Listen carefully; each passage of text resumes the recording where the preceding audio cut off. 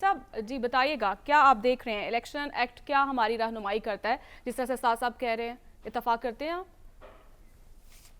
देखिए, election commission ने इसको खुद डिफाइन किया। इलेक्शन कमीशन ने कहा कि एक ऐसी जमात जिसके पास इलेक्शन सिंबल हो, वो एक एलिजिबल सियासी जमात है जो कि असम्बली में मौजूद होगी, जिसको मखसूस नशिस्तें मिलेंगी।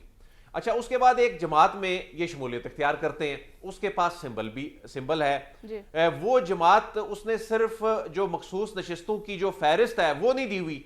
माजी में ऐसी नज़ीरें मौजूद हैं कि किसी जमात ने अगर मखसूस नशिस्तों यानी मखसूस नशिस्तों की फहरिस्त ना दी हो, या उनकी जो फहरिस्त है वो एग्जॉस्ट हो गई हो, उसके बाद बहुत सी जमातों से नई फहरिस्तें मांगी गई हैं कि आपके इतने अरकान बनते हैं।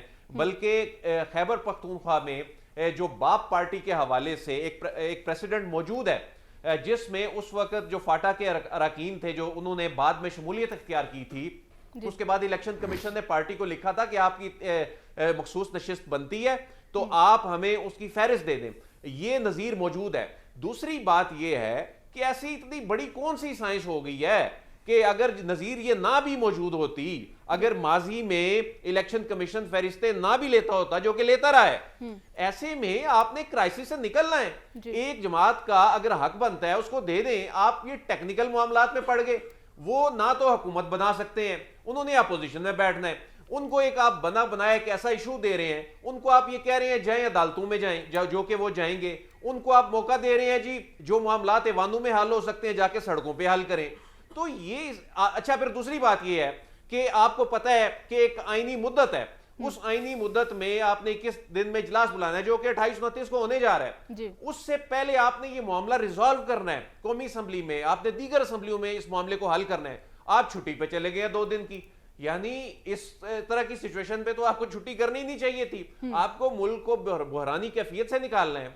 आप एक आईनी पोजीशन पे बैठे हुए हैं, आपकी एक जुडिशियल हैसियत है। आप कहते हैं हम अदालत हैं, हम तो इन्हें अदालत लगा देंगे क्योंकि हम अदालत हैं। तो आपने इंटरप्रिटेशन करनी है। तो इसमें छुट्टियां कहां से आ गई? ये तो एक आईनी बाइंडिंग है, इसमें इजलास बुलाया जाना है।